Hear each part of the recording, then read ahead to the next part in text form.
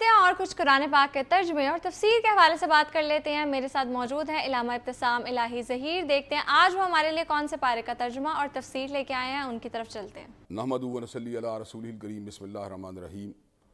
میں ایک مرتبہ پھر میڈم کا مشکور ہوں کہ انہوں نے مجھے قرآن مجید کے حوالے سے اپنی چند گزارشات کو ناظرین کے سامنے پیش کرنے کا موقع دیا ہے۔ آج انشاءاللہ 25ویں پارے کے بعد اہم مضامین کو رکھوں گا۔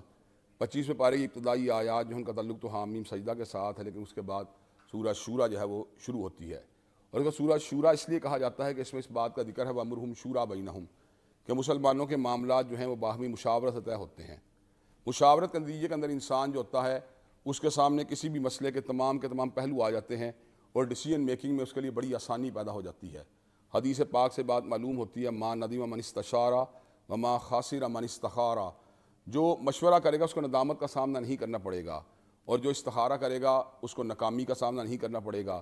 بنیادی طور پر انسان جو ہے اس کا ویژن لمیٹڈ ہے، اس کا تجربہ لمیٹڈ ہے، اس کا علم لمیٹڈ ہے، چنانچہ اس کو ہیومن انپٹ کی بھی ضرورت ہوتی ہے، اور استخارے میں اللہ تبارک و تعالیٰ کی رہنمائی کی بھی ضرورت ہوتی ہے۔ استخارہ کرنے کے نتیجے میں اللہ تبارک و تعالیٰ کئی مرتبہ انسانوں کو جو ہے بالکل واضح خواب کے ذریعے بھی گائیڈ کر دیتے ہیں، اور بہرحال یہ بات ضروری نہیں کہ وہ استخارے کا حصہ بھی نہیں، اور کئی مرتبہ ویسے اس کے دل کو جو ہے مطمئن کر دیتے ہیں، اور اس کے نتیجے کے اندر انسان جو ہے اس کو ڈیسیجن میکنگ کے اندر آسانی ہو جاتی ہے۔ اور استخارے کے حوالے سے، مشاورت کے حوالے سے یہ بات بھی آپ کو بتانا چاہتا ہوں کہ استخارہ یا مشاورت ان امور میں کرنا درست نہیں ہے جن میں معاملات پہلے سے متعین کیے جا چکے ہوں۔ مثال دے رہا ہوں کہ میں اس مسئلے میں کسی مشورہ کو نماز پڑھنی چاہیے کہ نہیں پڑھنی چاہیے، نعوذ باللہ، یہ جو ہے محل نہیں ہے مشاورت کا یا استخارے کا۔ یا کوئی بندہ کسی سے مشاورت کرے کہ میں روزہ رکھوں کہ نہ رکھوں، میں حج کروں کہ نہ کروں، یہ وہ معاملات نہیں جن کے اوپر جو ہے انسان کو مشاورہ استخارہ کرنا چاہیے۔ استخارہ یا مشاورت ان امور پہ ہوتی ہے جو بنیادی طور پر مباح ہوتے ہیں، جائز ہوتے ہیں، لیکن انسان ان کے بارے میں جانتا نہیں کہ ان کا انجام کار کیا ہوگا۔ شادی ہے، کرنا جائز ہے، لیکن کسی ایک متعلقہ یا کسی ایک پرٹیکولر رشتے کے بارے میں یہ جو ہے ایک انسان کو اس بات کا جو ہے علم نہیں ہوتا کہ فیوچر میں اس کے نتائج کیسے برآمد ہوں گے۔ ایک کاروبار ہے جو اصولی طور پر جائز ہے، لیکن انسان کو پتہ نہیں کہ اس کی شراکت کے اندر یا اس کے پارٹنرز کے اندر جو ہے کس قسم کی کوئی قباحتیں پائی جاتی ہیں۔ تو مشاورت کرنے کے ساتھ انسان کا ویژن کلیئر ہو جاتا ہے، استخارہ کرنے کے ساتھ اللہ تبارک و تعالیٰ اس کو جو ہے نقصان سے بچا لیتا ہے۔ اس صورت میں اللہ نے اس بات کا بھی ذکر فرمایا كَذَلِكَ أَوْحَيْنَا إِلَيْكَ قُرْآنًا عَرَبِيًّا لِتُنذِرَ أُمَّ الْقُرَىٰ وَمَنْ حَوْلَهَا۔ اللہ نے قرآن عربی کو آپ کے اوپر اتارا تھا کہ آپ پہلے ام القریٰ یعنی مکہ مکرمہ کے لوگوں کو ڈرائیں، اور اس کے بعد جو اس کے گرد و نواح میں رہنے والے لوگ ہیں، یہاں تک کہ پھر آپ کی دعوت ایک آفاقی دعوت کی حیثیت سے کائنات کے لوگوں کے سامنے آئی، اور اللہ نے اس بات کو واضح فرما دی وَمَا أَرْسَلْنَاكَ إِلَّا كَافَّةً لِلنَّاسِ بَشِيرًا وَنَذِيرًا، کہ اللہ تبارک و تعالیٰ نے آپ کو جمیع انسانیت کے لیے بشارت دینے والا اور ڈرانے والا بنا کے بھیجا ہے۔ حضرت رسول اللہ صلی اللہ علیہ وسلم کی آفاقی دعوت کو بعد ازاں صحابہ کرام اور علماء دین آگے بڑھاتے رہے، ائمہ دین آگے بڑھاتے رہے، اور آج تک اور قیامت تک یہ ذمہ داری علماء کے کندھوں پہ عائد ہوتی ہے کہ وہ حضرت رسول اللہ صلی اللہ علیہ وسلم کی دعوت، قرآن مجید کی دعوت کو اسی طریقے سے آگے بڑھائیں جس طریقے سے وہ اس دعوت کو اپنی امت کے سپرد کر کے گئے ہیں۔ اس صورت میں اللہ نے اس بات کا بھی ذکر کیا لیس کمثلہ شیء، کہ اللہ کی مثل کوئی چیز نہیں، نہ کوئی اس کی ذات میں شریک ہے، نہ کوئی اس کے اوصاف میں شریک ہے، نہ کوئی اس کے اسماء میں شریک ہے۔ وہ ہر اعتبار سے ایک جدا گانہ ہستی ہے۔ اللہ تبارک و تعالیٰ کے جتنے نام ہیں وہ بھی اپنے اعتبار سے جو ہیں یونیک ہیں، اور اگر وہ کبھی مخلوق کے لیے استعمال ہو تو ان کا معنی بڑا محدود ہوتا ہے۔ اللہ سمیع ہیں، کائنات کے ہر مقام پہ سن رہے ہیں، ہر زبان کو سن رہے ہیں، ہر وقت سن رہے ہیں۔ انسان کے لیے بھی سمیع کا لفظ استعمال ہوتا ہے، لیکن اس کی سماعت محدود ہے، وہ دیوار کے پار نہیں سن سکتا۔ اللہ تبارک و تعالیٰ بصیر ہیں، وہ اندھیرے میں سیاہ پتھر کے اوپر رینگنے والی سیاہ چولے قدموں کی چال کو دیکھ بھی رہے ہوتے ہیں، اور اس کی آہٹ کو جو ہے سن بھی رہے ہوتے ہیں، لیکن انسان اندھیرے میں نہیں دیکھ سکتا، دیوار کے پار نہیں دیکھ سکتا، اور مختلف آبسٹیکلز کے آنے کے بعد اس کے لیے دیکھنا ممکن نہیں رہتا۔ چنانچہ اللہ تبارک و تعالیٰ کی ذات میں انسان کا یہ عقیدہ ہونا چاہیے کہ اللہ تبارک و تعالیٰ کی مثل کوئی ہو ہی نہیں سکتا۔ اس صورت میں اللہ نے اس بات کا بھی ذکر کیا ما اصابکم من مصیبہ فبما کسبت ایدیکم، کہ جتنی بھی مصیبتیں تم کو آتی ہیں در حقیقت وہ تمہارے اپنے نامہ اعمال کا نتیجہ ہوتی ہیں۔ انسان دنیا میں جب نیگلیجنس کا مظاہرہ کرتا ہے اس کو تکالیف کا سامنا کرنا پڑتا ہے۔ اگر وہ کسی اوور ایٹنگ کرے گا تو اس کو لوز موشن لگنے کے چانس ہو جائیں گے، اگر وہ اوور سپیڈنگ کرے گا تو اس صورت میں گاڑی کے ایکسیڈنٹ ہونے کے چانس ہو جائیں گے۔ اسی طرح زندگی کے مختلف مقامات کے اوپر نیگلیجنس، کوتاہیاں یا کیئر لیسنس جو ہوتی ہے اس کے لیے بہت سے جو ہے اس کے ہولناک نتائج جو ہیں اس کے لیے مرتب ہوتے ہیں۔ کچھ یہی معاملات جو ہے دین کا بھی ہے، شریعت کا بھی ہے، روحانیت کا بھی ہے کہ جب انسان اللہ تبارک و تعالیٰ کی نافرمانیاں کرتا ہے تو اس کو مختلف طرح کی صعوبتوں کا، تکالیف کا، مشکلات کا سامنا کرنا پڑتا ہے۔ جب وہ اللہ کی رجوع کرتا ہے تو اللہ تبارک و تعالیٰ اس کی تکالیف کو دور فرما دیتے ہیں۔ سورہ تغابن میں ارشاد ہوا ما اصاب من مصیبت الا باذن اللہ، کہ جتنی بھی مصیبتیں آتی ہیں وہ اللہ تبارک و تعالیٰ حکم سے آتی ہیں۔ ومن یؤمن باللہ یہدی قلبہ، وہ جو اللہ پہ ایمان رکھتا ہے اللہ تبارک و تعالیٰ اس کے دل کی رہنمائی فرما دیتے ہیں۔ چنانچہ ہمیں اللہ تبارک و تعالیٰ کی جو ذات ہے اس کے اوپر کامل ایمان رکھنا چاہیے اور اسی سے توبہ اور استغفار کرنا چاہیے تاکہ ہمارے جملہ مسائل دور ہو جائیں۔ اس صورت میں اللہ تبارک و تعالیٰ نے اس بات کا ذکر فرمایا ما کان لبشر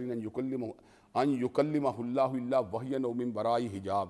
او یرسل رسولا فیوحی باذنہ ما یشاء انہ علی حکیم۔ کسی بشر کے لیے بات جو ہے ممکن نہیں کہ وہ اللہ سے کلام کرے۔ ہاں انبیاء علیہ السلام کا اللہ تبارک و تعالیٰ کلام فرماتے ہیں، اس کی 3 صورتیں ہوتی ہیں۔ یا تو اپنے پیغام کو اپنے نبی کے سینے میں القاء فرما دیتے ہیں، ایگزیکٹ پیغام جو حالت خواب میں یا حالت رویا میں اللہ کی طرف سے ان کو موصول ہو جاتا ہے، اور دوسری صورت اللہ پردے کی اور سے ان سے کلام فرماتے ہیں، جیسے اللہ تبارک و تعالیٰ کوہ طور پہ سیدنا موسیٰ علیہ السلام سے کلام کیا، او یرسل رسولا فیوحی باذنہ ما یشاء، یا اپنے کسی رسول کو بھیجتے ہیں جو اللہ تبارک و تعالیٰ کے پیغام کو اللہ کے نبی کے پاس لے کے آتا ہے، جیسا کہ جبریل امین اللہ تبارک و تعالیٰ کے حبیب کے پاس پیغام قرآن مجید کو جو ہے وہ لے کے آئے۔ اس کے بعد سورہ زخرف ہے، اور سورہ زخرف میں اللہ تبارک و تعالیٰ نے اس بات کا ذکر کیا کہ اگر اللہ تبارک و تعالیٰ کو مومنوں کی دل شکنی کا پاس نہ ہو تو اللہ تبارک و تعالیٰ کافروں کو بہت سی مادی نعمتیں جو ہے ان سے نواز دے۔ دنیا کے اندر کسی کو نعمتوں کا مل جانا یہ اس کی کامیابی کی دلیل نہیں، بلکہ کئی مرتبہ کثرت نعمت جو ہوتی ہے وہ آخرت کے عذاب کے لیے دیباچہ بن جاتی ہے، اور کئی مرتبہ دنیا کے اندر پکڑ جو ہوتی ہے وہ آخرت کی سہولیات کا جو ہے وہ ایک دیباچہ بن جاتی ہے۔ اس صورت میں اللہ نے اس بات کا بھی ذکر فرما دیا سبحان الذی اسرا، سبحان الذی سخر۔ انسان جب سواری میں بیٹھتا ہے تو کچھ الفاظ کہنے چاہیے، سبحان الذی سخر لنا ھذا وما کنا لہ مقرنین وانا الی ربنا لمنقلبون، کہ اللہ تبارک و تعالیٰ کی ذات پاک ہے جس نے میرے ان چیزوں کو مسخر کر دیا،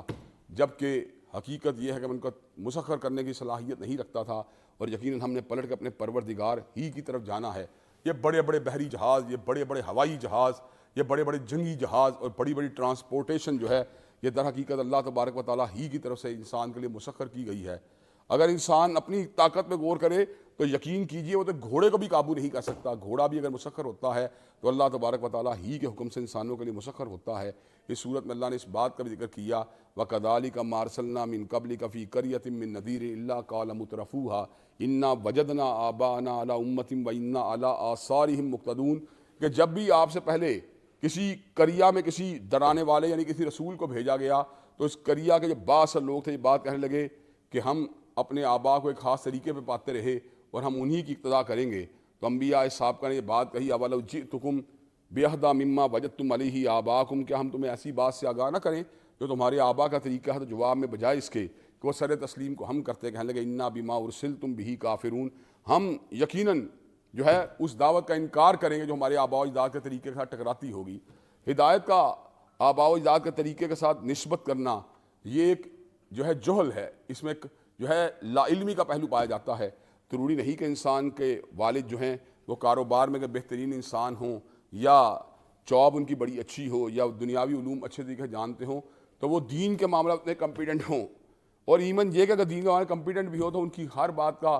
درست ہونا ضروری نہیں، بلکہ ہمارے لیے معیار اگر ہونا چاہیے تو کتاب و سنت کو ہونا چاہیے۔ سورت میں اللہ نے اس بات کا بھی ذکر کیا کہ ہر بندے کی ایک اپنی جو ہے زندگی کا ایک جو ہے جس طرح ٹرینڈ ہوتا ہے، حضرت ابراہیم علیہ السلام کی زندگی اس انداز میں گزری کہ انہوں نے اپنے پیچھے آنے والے لوگوں کے لیے توحید کی دعوت کو ایک زندہ دعوت بنا دیا۔ اللہ تبارک و تعالیٰ ارشاد فرماتے ہیں وَجَعَلَهَا كَلِمَةً بَاقِيَةً فِي عَقِبِهِ، ان کے پیچھے آنے والے لوگوں کے لیے توحید کی دعوت ایک زندہ دعوت کی حیثیت اختیار کر گئی۔ یہ بہت بڑی بات ہوتی ہے کہ انسان ایسی چیزوں کو اپنے ترکے کے طور پر چھوڑے جو چیزیں فائدہ مند ہوں، جن میں انسانوں کا ایک بینیفٹ جو ہے پنہا ہو۔ حضرت ابراہیم علیہ السلام دعوت توحید کو اپنے پیچھے ترکے کے طور پر چھوڑا جو قیامت کی دیواروں تک کے لیے انسانوں کی اصلاح اس کے ساتھ جڑی ہوئی ہے، اور جہاں کہیں بھی دعوت توحید کی بات ہوتی ہے پیغمبر زماں حضرت محمد کریم صلی اللہ علیہ وسلم کے ساتھ ساتھ سیدنا ابراہیم کا نام نامی بھی اس لیے لیا جاتا ہے کہ آپ نے بھی توحید کی دعوت کے لیے نبی کریم صلی اللہ علیہ وسلم کی ذات اقدس کے بعد بہت بڑی قربانیاں دی تھیں۔ اس صورت میں اللہ تبارک و تعالیٰ نے اس بات کا بھی ذکر فرما دیا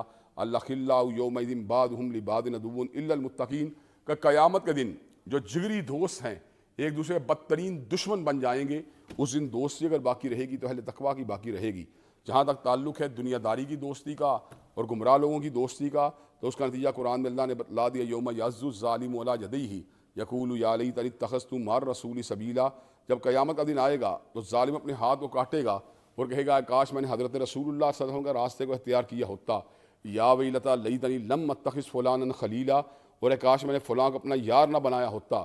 تو گویا کہ اس دن یاریاں ساری بکھر جانی ہیں۔ یاری اگر اس دن باقی رہے گی تو وہ یاری باقی رہے گی جو اللہ تبارک و تعالیٰ کی ذات کے لیے ہوگی۔ اس کے بعد سورہ دخان ہے، وہ سورہ دخان میں اللہ تبارک و تعالیٰ ارشاد فرماتے ہیں انا انزلناہ فی لیلۃ مبارکۃ،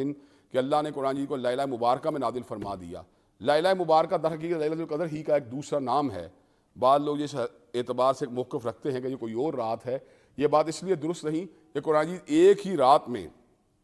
لوح محفوظ سے آسمان دنیا پہ نازل ہوا، چنانچہ ایک ہی رات جو ہے اس کے مختلف نام جو ہیں وہ اللہ تبارک و تعالیٰ نے قرآن جیت میں جو ہے بیان کیے، کیسے قدر والی رات کہا اور یہاں پہ اس مقام پہ لیلہ مبارکہ کہا۔ قیامت کا دن جب جہنمیوں کو عذاب کا سامنا کرنا پڑے گا تو انہیں شجرہ زقوم کھانا پڑے گا۔ زقوم کا جو درخت ہے اس کا پھل کھانے کے دیے یا وہ درخت کھانے کے دیے میں انسان کا معدہ اس طرح کھولے گا جس طرح اس کے اندر کسی نے تانبا پگھلا کے اس میں ڈال دیا ہو، اور انسان کا پورا کا پورا وجود جو ہے اس کے نتیجے کے اندر انتہائی زبردست اذیت کا شکار ہو جائے گا۔ اس کا سورہ جاسیہ ہے، سورہ جاسیہ میں بھی اللہ تبارک و تعالیٰ نے بڑے خوبصورت مضامین بیان کیے، جن میں سے دو مضامین کو بیان کر کے اپنی بات کو وائنڈ اپ کروں گا۔ اللہ تبارک و تعالیٰ فرماتے ہیں اللہ الذی سخر لکم البحر لتجری الفلک فیہ بامرہ، اللہ نے سمندروں کو تمہارے لیے مسخر کیا تاکہ اس کے حکم سے ان سمندروں میں بحری جہاز چلے۔ ان بحری جہازوں کے چلنے کی وجہ سے انسانوں کو بہت سے فوائد بھی حاصل ہوتے ہیں، اور اس کے نتیجے کے اندر دنیا کے اندر ایک طاقت کے توازن کو قائم کرنے کے اندر بڑی آسانیاں پیدا ہوتی ہیں۔ جب تک مسلمانوں نے اپنی نیوی پہ جو توجہ دی تو اس وقت تک دنیا میں ان کا غلبہ رہا، اور جب وہ اللہ کے اس حکم کو اور اللہ کی اس رہنمائی کو انہوں نے فراموش کیا تو اس کے بعد جو ہے انہیں مختلف طرح کی آزمائشوں کا، ابتلاؤں کا، تکالیف کا سامنا کرنا پڑا۔ اس سورۃ میں اللہ تبارک و تعالیٰ اس بات کا بھی ذکر فرما دیا افرأیت من اتخذ الہہ ہواہ، کہ آپ نے اس شخص کو نہیں دیکھا جس نے اپنی خواہش کو اپنا معبود بنا لیا ہے۔ مسلمان اور مومن جو ہوتا ہے وہ کبھی بھی اپنی خواہش کی پوجا نہیں کرتا، لیکن جو فاسق و فاجر لوگ ہوتے ہیں وہ حرام کھانا ہو یا حرام کاری کا ارتکاب کرنا ہو یا احکام الہی سے روگردانی کرنی ہو، وہ مختلف طرح کی تعویلات، مختلف طرح کی حجتیں جو ان کا سہارا لیتے ہیں، جبکہ مومن و مسلمان کا طرز عمل کیا ہوتا ہے؟ بلا من اسلم وجہہ للہ وہو محسن فلہ اجرہ عند ربہ ولا خوف علیہم ولا ہم یحزنون۔ مومن اپنے چہرے کو اور اپنے معاملات کو اللہ کے سپرد کر دیتا ہے، نتیجہ کیا نکلتا ہے؟ اللہ تبارک و تعالیٰ اس کے خوف بھی دور کر دیتے ہیں اور اس کے غموں کو بھی دور فرما دیتے ہیں۔ اللہ تبارک و تعالیٰ سے دعا ہے اللہ جو باتیں کہی گئیں، جو سنی گئیں، ان پہ ہم سب کو عمل پیرا ہونے کی توفیق دے۔